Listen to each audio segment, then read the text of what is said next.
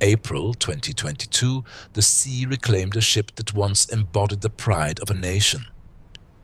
Her name was Moskva, the flagship of the Russian Black Sea Fleet, a vessel built not only to project power, but to symbolize continuity with a naval past stretching back centuries. When she sank beneath the stormy waters of the Black Sea, the world was stunned. A capital ship, a floating fortress bristling with missiles, radar arrays, and steel, lost not in a great fleet battle, but in the chaos of a new and unexpected kind of war.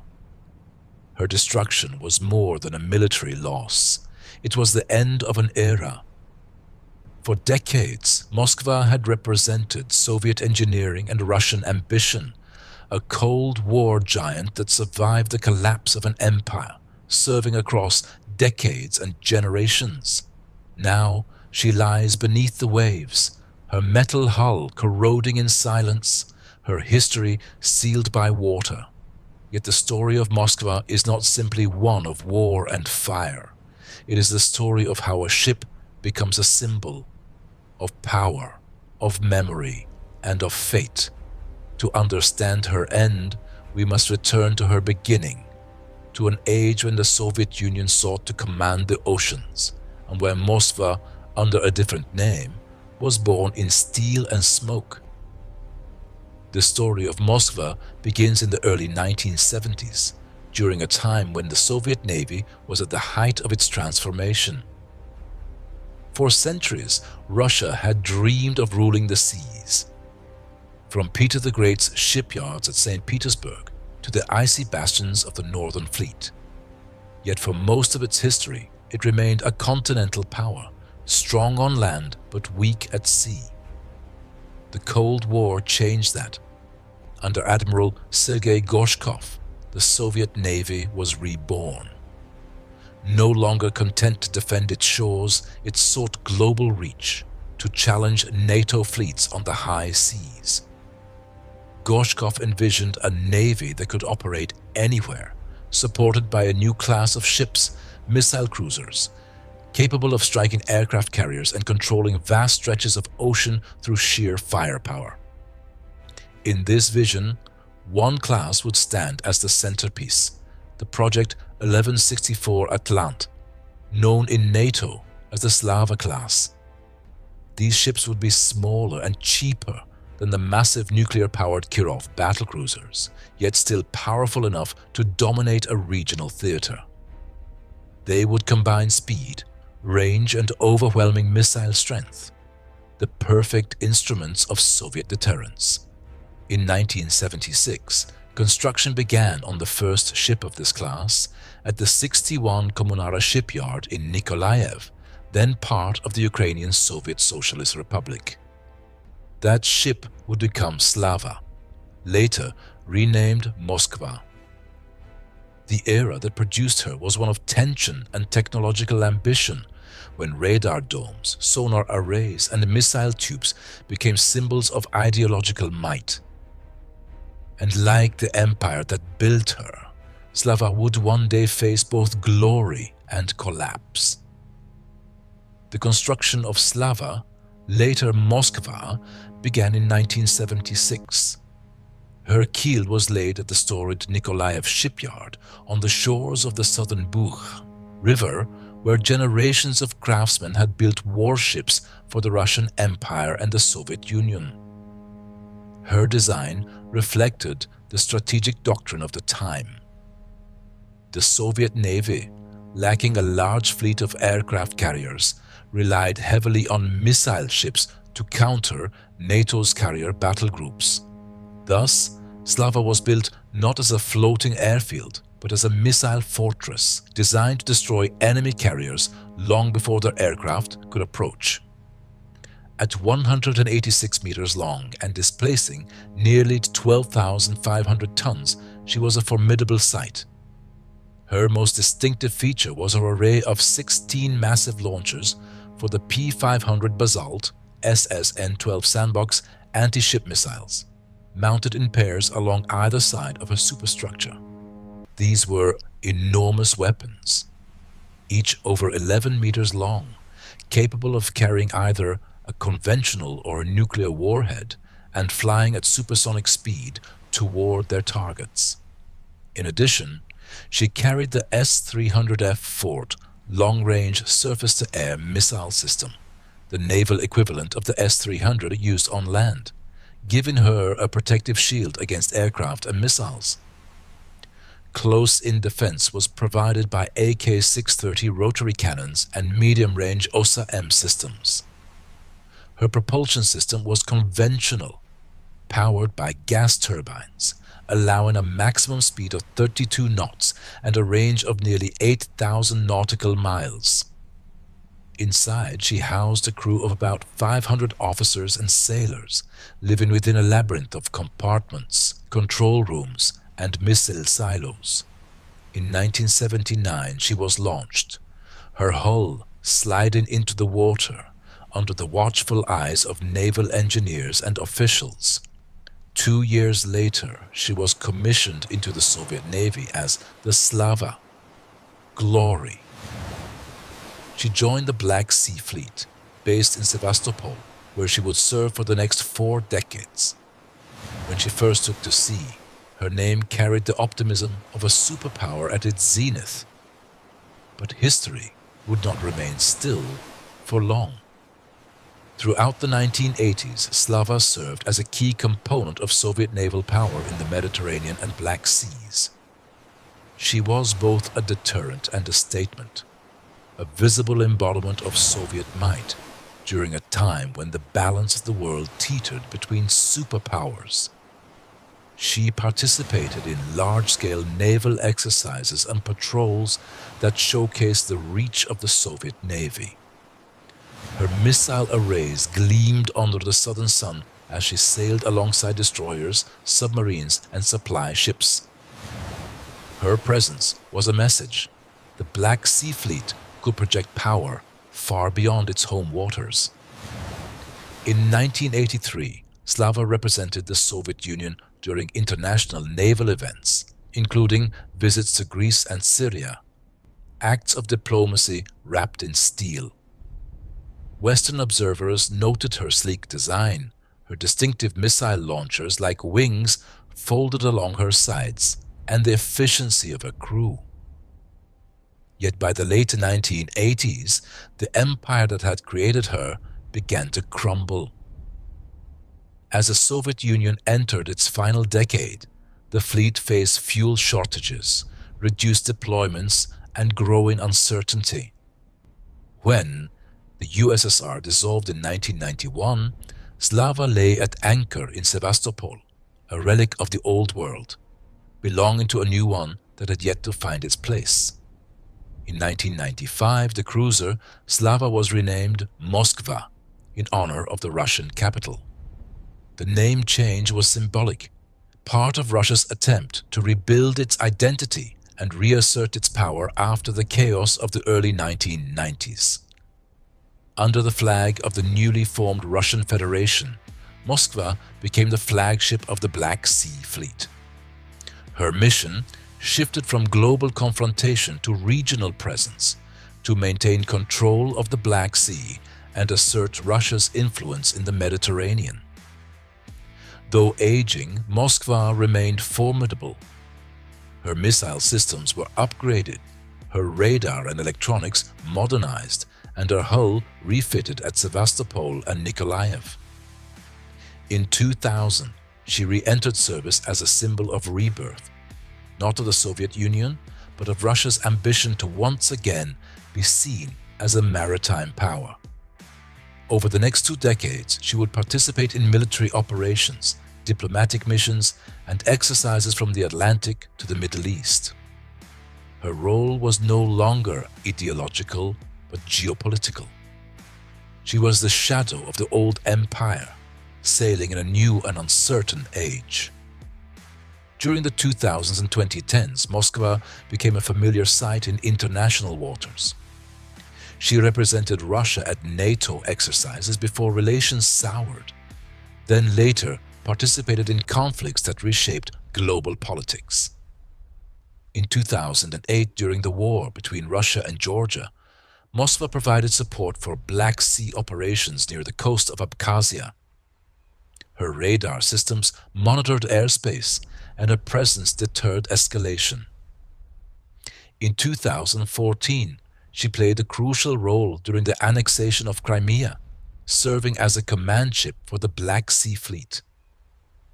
Anchored off Sevastopol, she watched as Russia reasserted control over the peninsula that had long been its naval heart.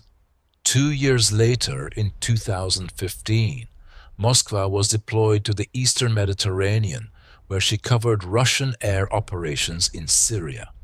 Acting as both shield and sentry, she provided long-range air defense for aircraft striking targets inland. For her service, she received commendations from the Russian Ministry of Defense.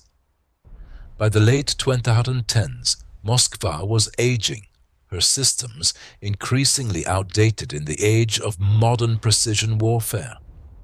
Yet her symbolic value only grew. She was more than a ship. She was history afloat, a link between the Soviet past and the Russian present, between power once imagined and power still sought. In early 2022, the Black Sea, long a stage for empires, became once again a theater of war. When Russia launched its full-scale invasion of Ukraine in February, the Moskva, flagship of the Black Sea Fleet, sailed from Sevastopol at the head of a flotilla. Her mission was clear: to secure dominance over the western Black Sea, support amphibious operations, and project Russian power far beyond the coastlines of Crimea and Odessa. The cruiser, by then more than 4 decades old, was still the most powerful surface combatant in the region. Her massive missile batteries made her a floating fortress. To her crew of more than 500, she was not just a warship, she was a legend. A survivor of the Soviet era, the Moskva had outlived the empire that built her, serving a new nation in a new century. But in the age of modern warfare, history and power are not always enough to guarantee survival. The first weeks of war. In the early days of the war, Moskva coordinated fleet operations off the coast of southern Ukraine. She monitored Ukrainian defenses, relayed communications, and served as an anti-aircraft command post. From her deck, the horizon stretched endlessly. Blue water, calm skies, and the distant silhouettes of land under siege. Her role was both practical and symbolic. The presence of the Moskva reminded the world that Russia still possessed the means to control the sea. Or so it seemed. Then came the event that would change everything. The battle for Snake Island. Russian warship, go F yourself. On February 24, 2022, the very first day of the war, the Moskva hailed a small Ukrainian garrison stationed on Zminy Island, better known as Snake Island, a rocky outcrop guarding the approaches to Odessa. Over the radio, the Russian flagship demanded their surrender. The Ukrainians' reply became legendary. "Russian warship, go fuck yourself." It was a phrase that would echo across the world, printed on posters, flags, and even postage stamps. The Moskva, though unnamed in early reports, quickly became synonymous with the demand, and with the defiance it inspired. At that moment, she ceased to be just a warship. She became a symbol, for some of power, for others of arrogance and impending downfall. April 13th, 2022. The strike.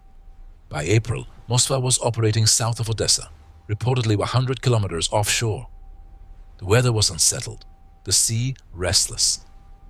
That evening, Ukrainian coastal defense forces claimed to have launched 2 R-360 Neptune anti-ship missiles, weapons of modern design, built in Ukraine and tested only a few years earlier.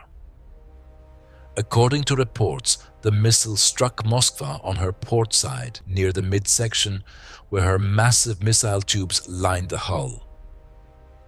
Within minutes, explosions erupted as onboard munitions ignited.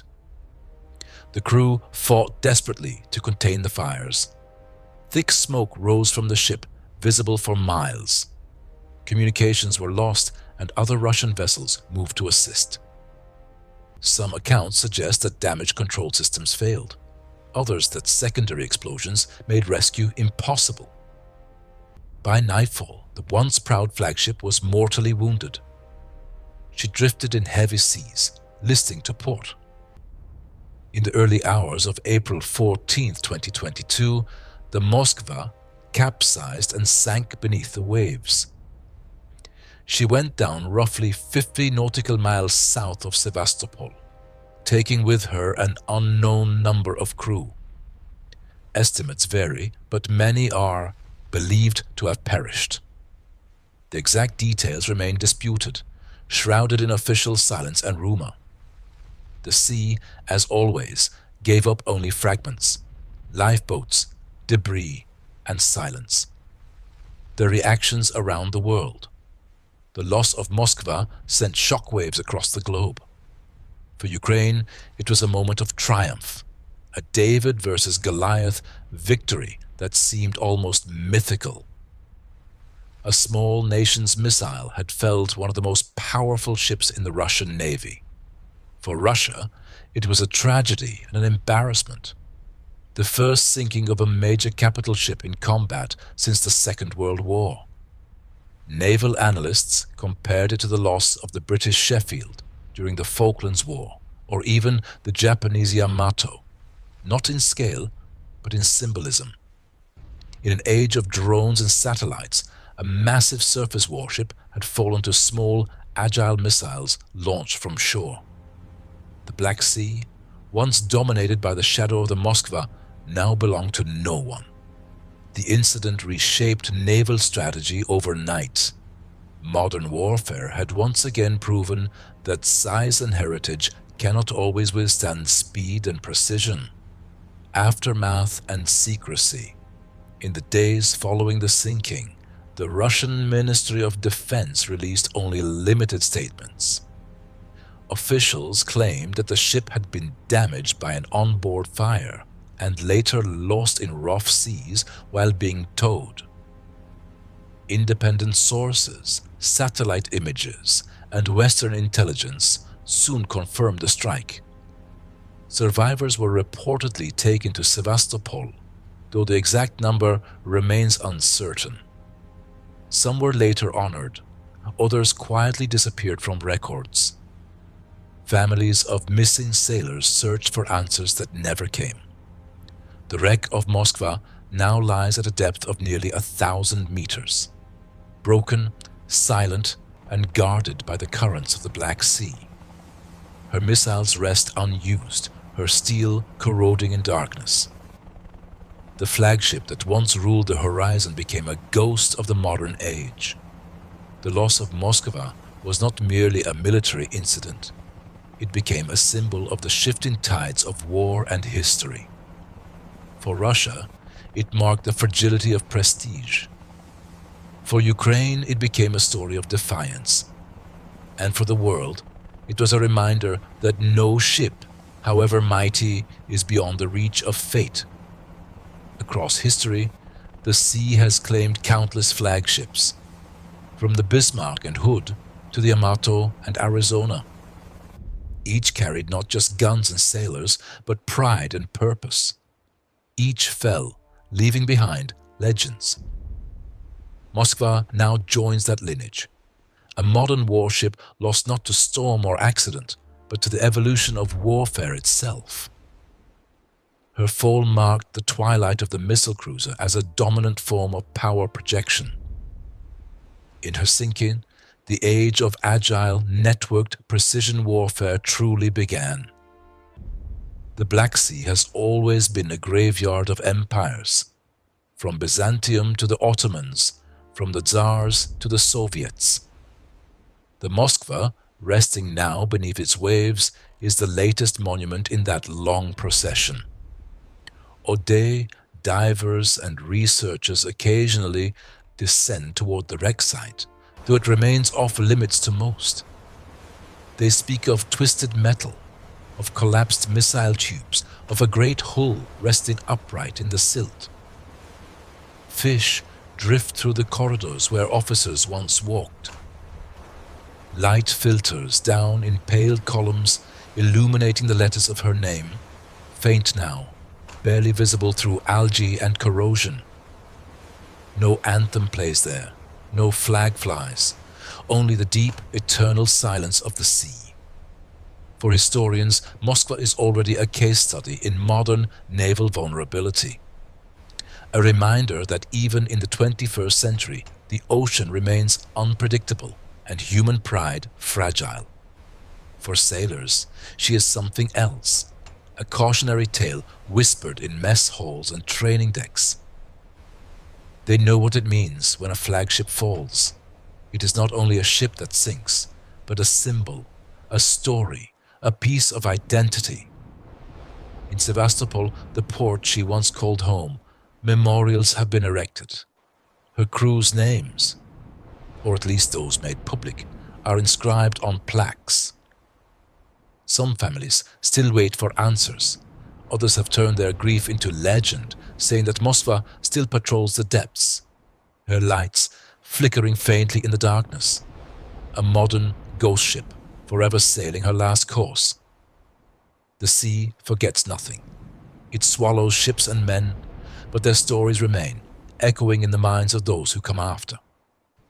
Moskva began her life as Slava, glory, in a world divided by ideology.